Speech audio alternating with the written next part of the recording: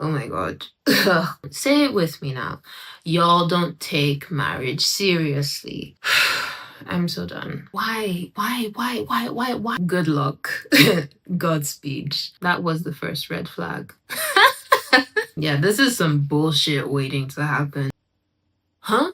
Oh yeah, no, I don't really want to get married. You know, marriage isn't for me. It's not. I can already see the red flags. Yeah, no, this man is not marrying you. I'm fed up. I am done. As long as you draw breath on this earth, that child is yours.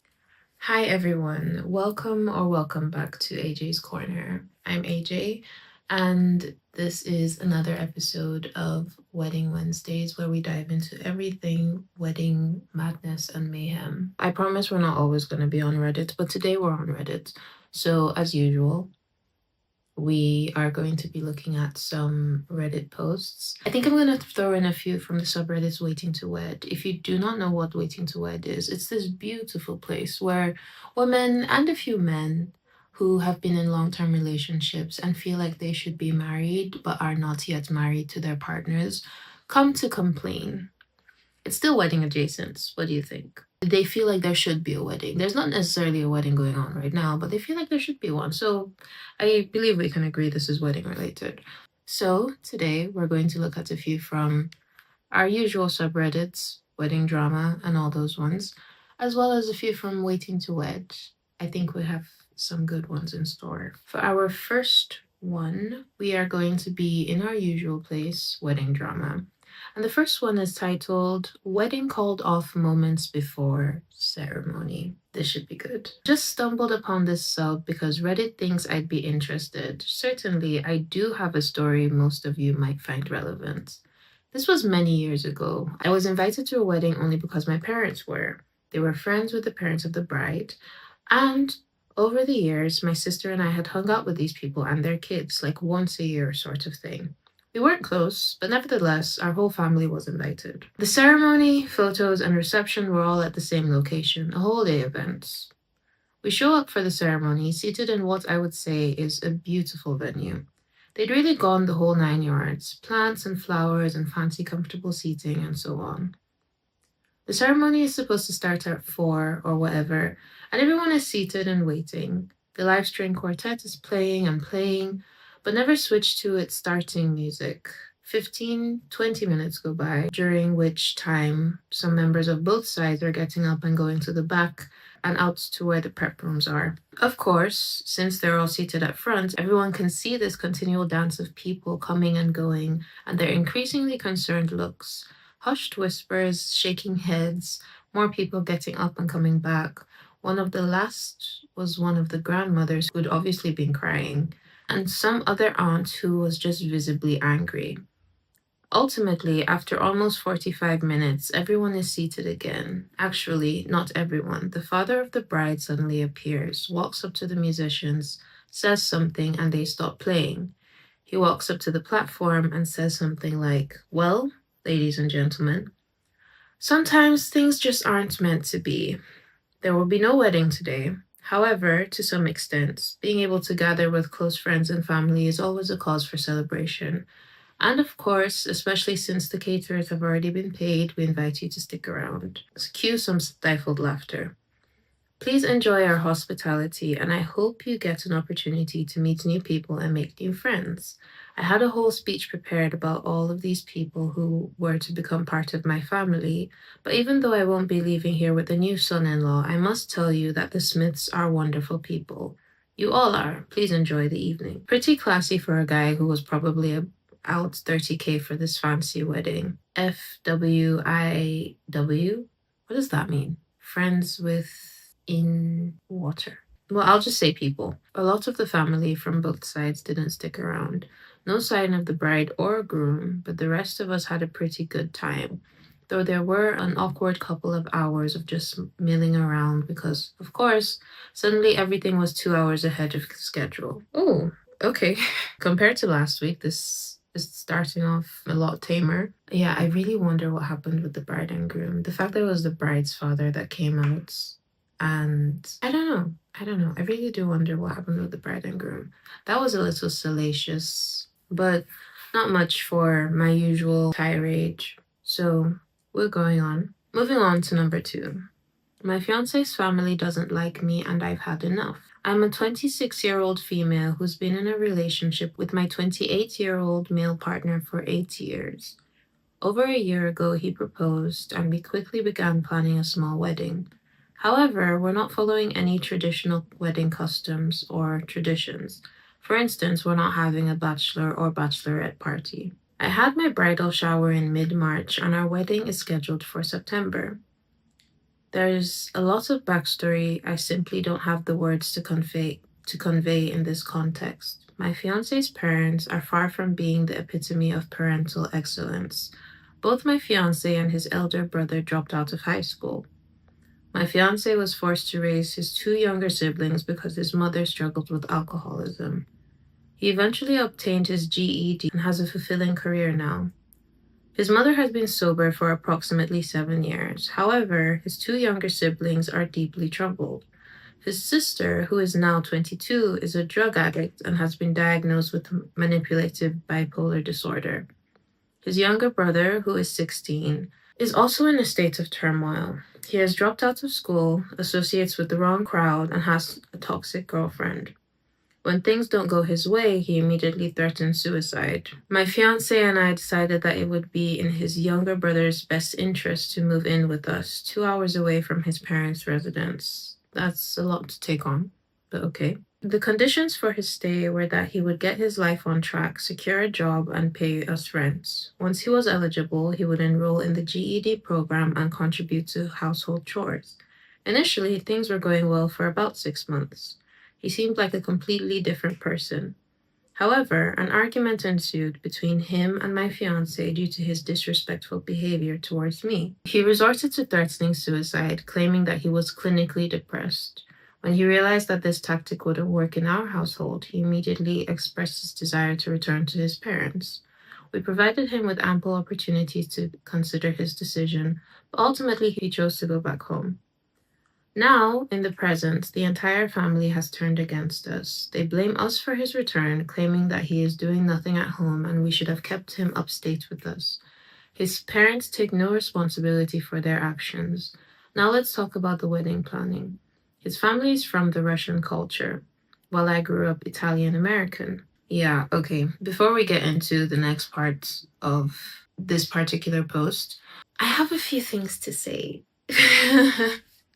First of all, congratulations. I don't know when this was posted. This was posted 9 months ago. So I presume you're already married to the love of your life. I hope. We've not gotten to the end of the post, but let's hope you're married to this man who loves you and you love. But I feel like something people don't understand as much is that when you're marrying someone, you are marrying their problems as well. Unfortunately, we don't just come in single packages shipped from the Human Making Center. We are born into families. We have our people who we grew up with. We have our demons. We have our disadvantages. We have our advantages. Some of us were blessed to be born into beautiful families with loving, stable parents, good siblings, and all around a beautiful vibe. And some of us were not so lucky. So I feel like it's something that people really do need to consider when they're getting married, because if the person you're getting married to, and you as well, depending on your family situation, plans to have your family in your lives, for better or for worse, whatever your family is like, if you plan to still have your family in your life, or your spouse, your fiance, whatever, plans to still have his family in his life, then that's something that you need to consider whether or not it is a deal breaker for you.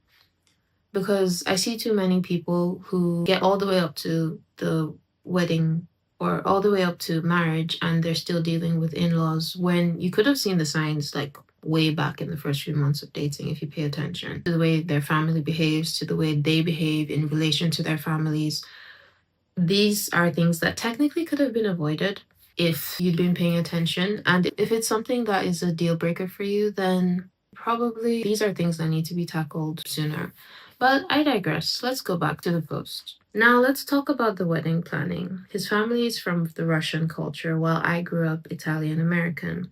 The entire planning process of our wedding, from conception to execution, she never checked in or offered assistance or guidance. I presume she's talking about the mother. His stepsister was my first choice for a bridesmaid because I've always considered her my little sister. However, during the bridal shower, she created drama by criticizing our spending habits and nitpicking minor details. On the day of the shower, she was visibly unhappy to be there. She didn't contribute to the setup, barely wanted to take photos, and spent most of her time on her phone. Yeah, this is his family. I guess you consider her to be a sister, so maybe the relationship was good, but I do feel like there were signs. A couple months later, I realized I didn't want her as a bridesmaid because she didn't help and wasn't genuinely happy for us. Amidst the drama with her mother also verbally attacked me regarding his younger brother. She essentially blamed me for his suicidal tendencies, claiming that I was responsible for his behavior because I was too aggressive and hostile when trying to, quote, parent him. There's much more to the story, but this is the main point. There are some edits, but yeah, this goes back to what I was saying. You are marrying his family. It doesn't sound like he has any intention of not communicating with his family after you're married. So this is what you're going to be dealing with. Without going into the edits first, you have to consider whether or not your life with him is worth this sort of stress. Again, when you're getting married, it's for better or worse, for richer or for poorer, in sickness and in health. And this is the worst you're seeing right now.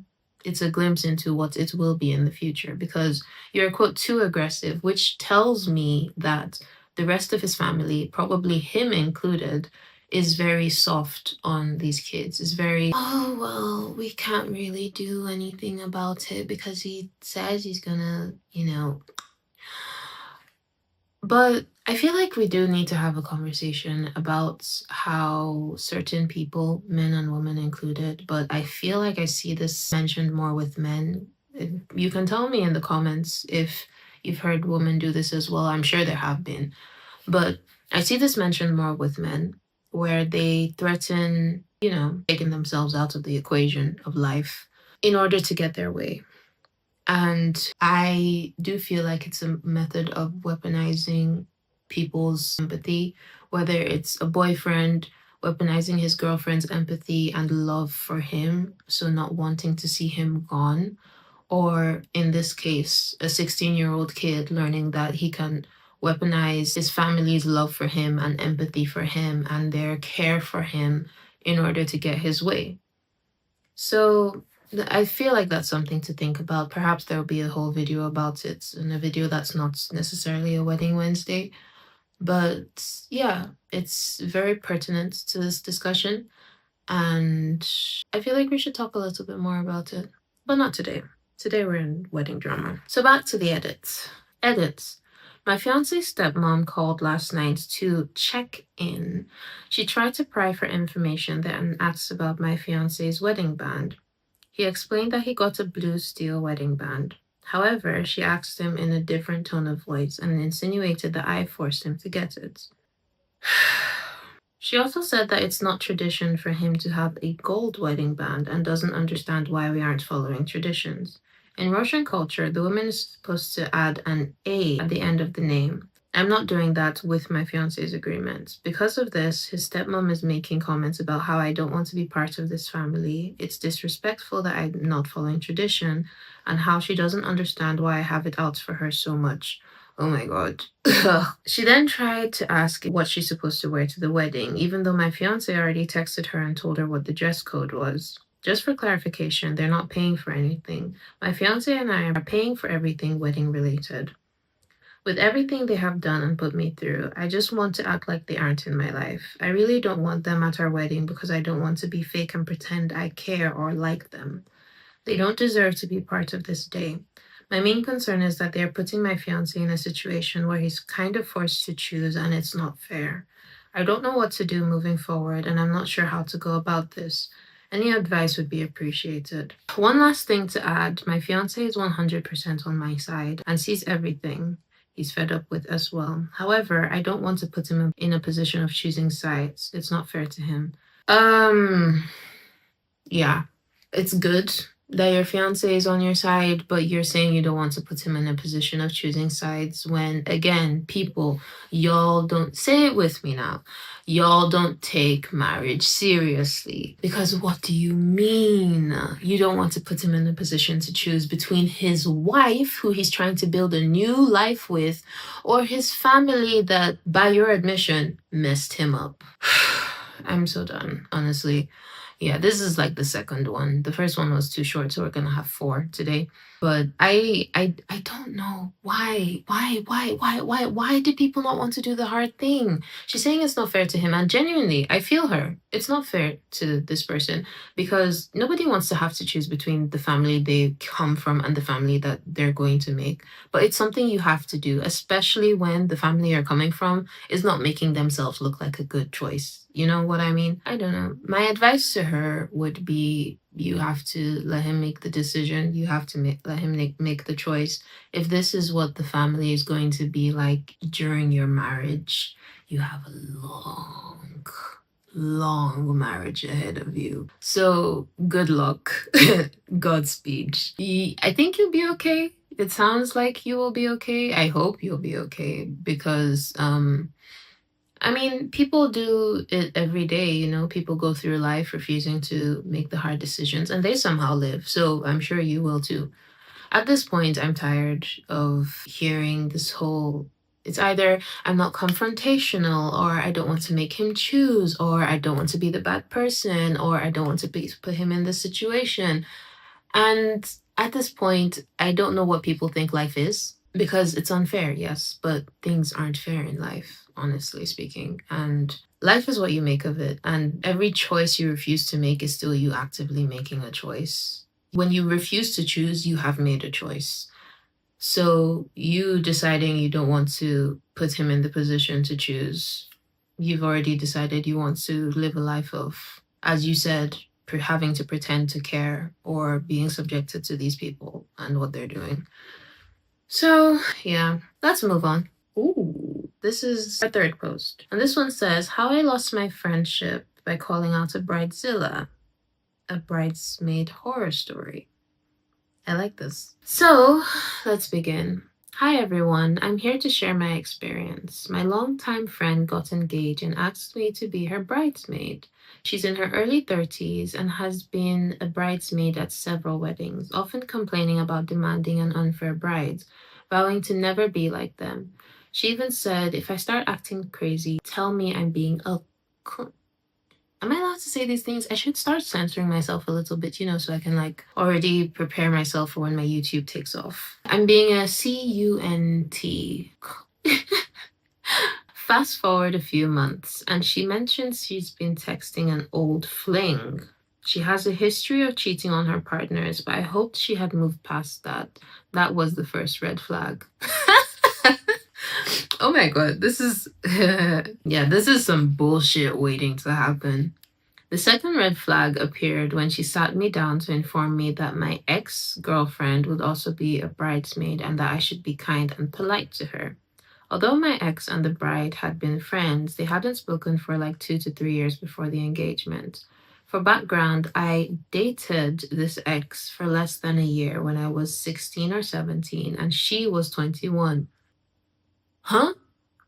Oh, that sounds like another victim situation. It sounds like we have another victim on our hands. Yeah, no. Why do people love inappropriate age gap relationships? 16, 17, and 21? Really? You couldn't find any other 21-year-olds to fuck you? Anyway. After we broke up, she harassed me at parties, spread rumors about my sexuality, and contacted my family. I've always remained civil, but I resent her for how she treated me. And this is someone your supposed friend wants to invite to be a bridesmaid? Okay. I felt insulted by the bride's insinuation that I might cause trouble, especially since my now ex struggles with alcohol and drugs and is way more likely to cause a scene. Nonetheless, I decided to let it go for the sake of her wedding. Yeah, no.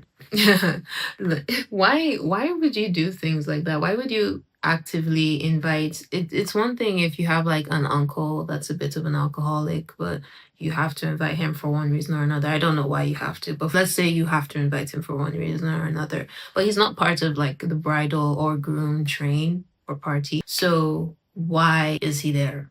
Why are you doing this to yourself? You're actively inviting problems. But anyway, let's continue. The final red flag occurred when we started a group chat with the bridesmaids.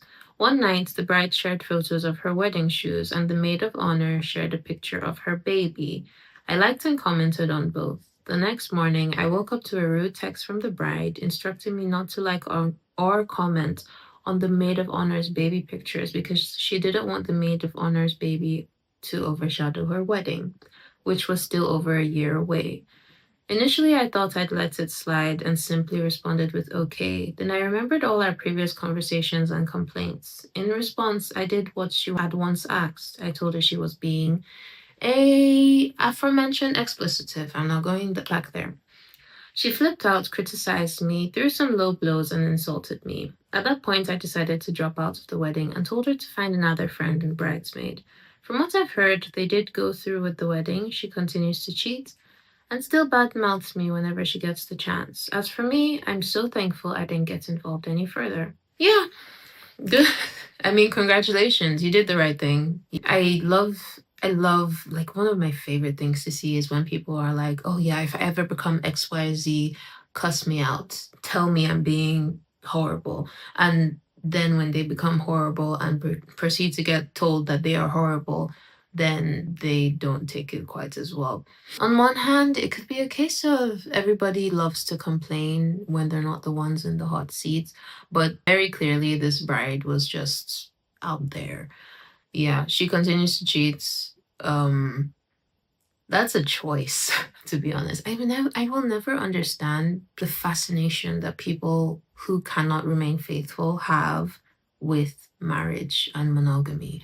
If you wanna, sleep around, do your thing, pop your shit, girl.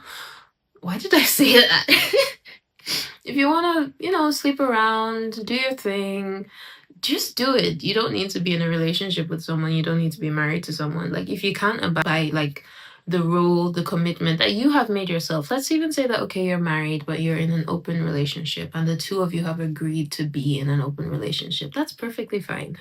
But, I mean, if you can't abide by the simple acts of faithfulness in a marriage where you have agreed to be faithful to each other, to forsake all others and become one. If you can't abide by that, then don't get married. I will never, hand to my heart, I will never try to convince someone who cannot remain faithful, who does not want to remain faithful, to enter a marriage.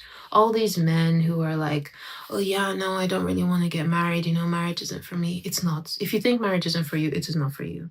Thank you for realizing that. That takes some guts, honestly. It takes guts to realize that marriage isn't for you. Stay away from women who want faithfulness. Because there are women, I promise you, this world is full of human beings who are ready for the freakiest, the most alternative lifestyles. Just go find them, really. It shouldn't have to be that hard. But people who don't want to abide by these simple things just want to have their cake and eat it too. They want to be with someone who wants faithfulness while refusing to be faithful.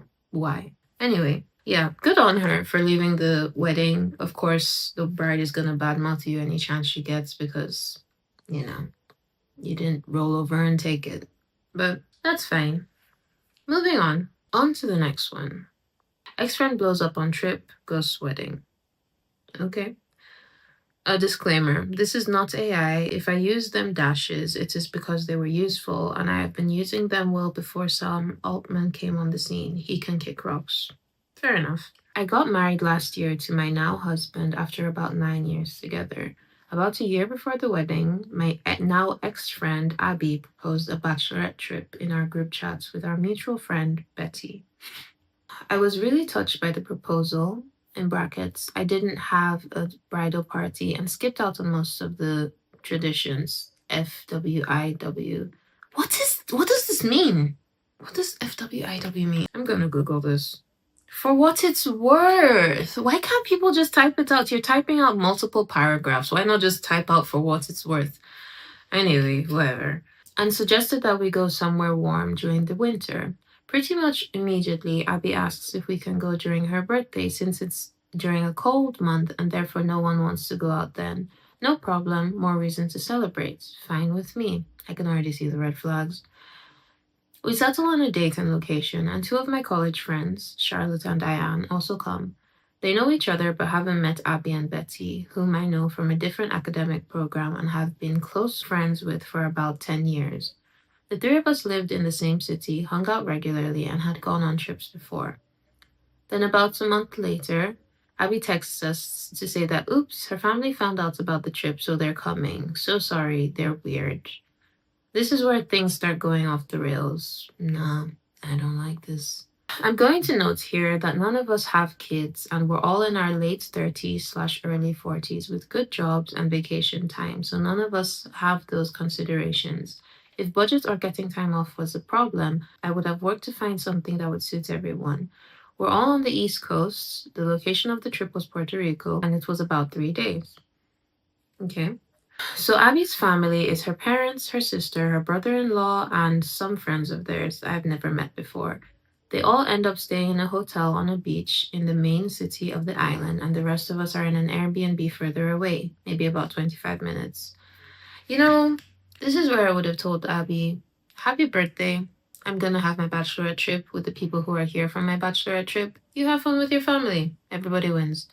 But let's continue. Maybe, perhaps, since it was 3 days, you could have spared like maybe an hour or two to just hang out with Abby if you really want to. But this is me preemptively saying what I think should have happened. I have not finished the post. So let's go back to it. So the first night is Abby's birthday dinner with her sister, brother-in-law, and this friend. Brackets, parents do not attend, thankfully. I've met them, they're fine. It's just, well, weird. The next day or so, we just hang out and walk around the city/beach and relax, which is all I really wanted to do. I'd had a really, really shit couple of years during the pandemic. A close family member was sick for several years, and we had moved in with them to help out as caregivers.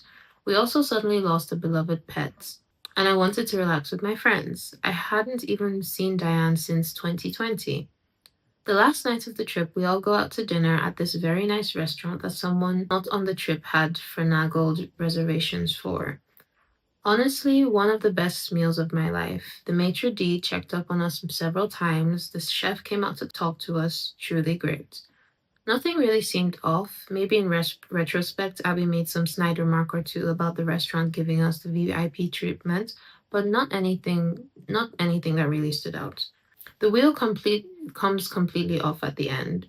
It's about midnight and Abby's phone is almost dead. We're calling an Uber to our Airbnb and she wants us to drop her off at the hotel and then take our Uber back to where we are staying, which doesn't make sense since they're in opposite directions. Abby is quickly getting angry and frustrated at our attempts to solve the solution, getting her phone charged, having us call her a cab, having the restaurant call her a cab. When she snaps and stomps back into the restaurant, comes out with the bus boy, snaps, and says, I'm taking a car, bye. Then marches down the street to what we presume is a taxi cab. Strange. Everyone leaves the next day. I had plans to meet up with Abby before our flights. I was going to ask her to be our officiant, but she blows me off. This all goes down in less than 5 minutes. Everyone's mouths are wide open. I tried calling her a few days later. I'm pissed off, but also worried since I know she's had issues with her mental and emotional health. And her losing her temper like that seemed out of character and also an indication that something deeper was going on. Well, she screamed at me for not letting her go in the Uber and that no one checked up on her and that it was not safe and all my fault, and then hung up. Okay, so that was fun and I cried. Another note, this was a pretty safe tourist area. She's an experienced traveler and I should hope that growing up in Brooklyn in the 90s gave her some street smarts at least. I gave her some time, sent out gift boxes as thank yous for the trip to everyone. No response. Sent out save the dates. No response. I tried talking with her on the phone again, got screamed at and hung up on again. No reply to the invite either. RSVP date comes and goes. I'm losing patience. Finally, Betty nudges her about whether or not she's coming to the wedding, and I get an email from Abby. It's long. Quotes. I haven't felt like myself since the trip. I'm tired and sad all the time. I don't want to deal with Betty's emotions with me. Betty's response is, what the fuck? Continuing. P.S. I came out to my parents and it was hard. How about I just come for the ceremony? Yet another note. Betty is gay. We've been nothing but supportive, and I have no reason to think that her parents would be homophobic, although, of course, you never really know. So I give her a call. Gently, I tell her it's fine if she only wants to come for the ceremony, although it's a 6-hour round trip for 20 minutes of a ceremony. But I'm also worried about her, and can we talk about the trip and what happened? More screaming, another hang up. Predictably, she completely goes to the wedding. No word since, and there's no really coming back from that. So that's that. She flushed 2 friendships of more than a decade down the toilet over this, since she hasn't talked to Betty since. They even live in the same neighborhood. Betty just texted me that they saw each other at the train station and Abby ignored her. Hence this post and my last therapy session where I hashed this over. Cheers for reading if you got this far. Okay, yeah, I mean, I don't think I'd really cry over this spilled milk. I've got friendships that if they ended, I would actually be genuinely heartbroken. But I don't know, the way this ended, it just rubs me the wrong way a little bit. Plus, you made several attempts to bridge the gap, try to see what's wrong, ask her if everything is okay, try to talk about the trip, and each and every time she just screamed at you and hung up. Honestly, I'd have given up after the first time or second. Unfortunately, it is what it is. Now let's go into one of the waiting to wed posts. On to the next one. This one is titled, Golden Retriever Boyfriend is Not Interested in Marrying Me. He is a golden retriever boyfriend and a good guy, but his sister makes me unsure about my whole life. We have been together for 6 years. We are both in our mid-30s. Today, his sister got married and her husband is literally addicted to her in a healthy way. In his speech, he talked about what he loves about her and that he knew instantly that she was his wife. They are literally the dream couple, and it feels like I'm a loser because I'm still waiting. Side notes, yeah, no, I don't believe in the concept of having a couple goal, dream couple, ideal. I don't think anybody's relationship. I'm not saying that love like theirs doesn't exist. I really, really hope. And I want to believe that what she's describing is actually the scenario, that is actually the case. However, I don't believe in looking at other people's relationships and trying to measure yours up to theirs. Sometimes you can see certain things that remind you of what you want organically. However, couple goals, dream couple, it's couple, yeah. Just I think a lot of people would be a lot happier if they weren't aspiring to be like this beautiful magical dream couple in their minds. Anyway, continuing. I gave my partner many ultimatums over the years. Oh, that's not a good sign. The last one was in 2025. This was posted 13 days ago. I gave my partner many ultimatums over the years. The last one was in 2025. But now he's looking for houses without including me in it because he wants to buy it for himself. And I never really understood why. Yeah, no, this man is not marrying you. I see like a few more paragraphs, but I can already tell that this man is not going to marry you. Anyway, in the beginning, we both knew that we wanted children, and he always said marriage, then child. Now he has changed and says the marriage isn't really necessary. He just says over and over that he's not ready and not wants to be 100% sure about marriage only because he wants to marry once. Okay. It doesn't sound like he's saying I hope as he's taking the marriage out of necessity, he's also taking the child out of necessity. Because if I hear one more person say that they want a child first before marriage, I'm going to lose my mind. I'm fed up. I am done with all these people that are like, oh my God, like marriage is such a commitment. But like, growing a baby in your body for like 9 months, maybe sometimes 10, depending on who you are, and then pushing it out in excruciating pain, and then having to be responsible for this child. You never know how the child is going to come out. You have to be responsible for this child for the rest of its life. For the rest of your life, till the day you die, you are responsible for that child. Not till they're 18, not till they go to the university, for the rest of your life. As long as you draw breath on this earth, that child is yours. and theirs. That thing ties the two of you in a way that honestly marriage can't. Because you could get married, not have kids, divorce, and it's like nothing happened. Worst case scenario, perhaps your assets are split in a way that's not necessarily the way you want it to be. But I mean, you'd never have to see this person again. But if you have kids, nah, I'm tired. I'm done with people saying that, oh, marriage first and kids. I will make a video about this. I have thoughts on that. Anyway, continuing.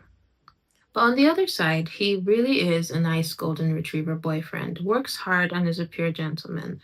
I love him to pieces. He's one of the nicest and most loyal partners I've ever had. Should I just give up the wedding thoughts?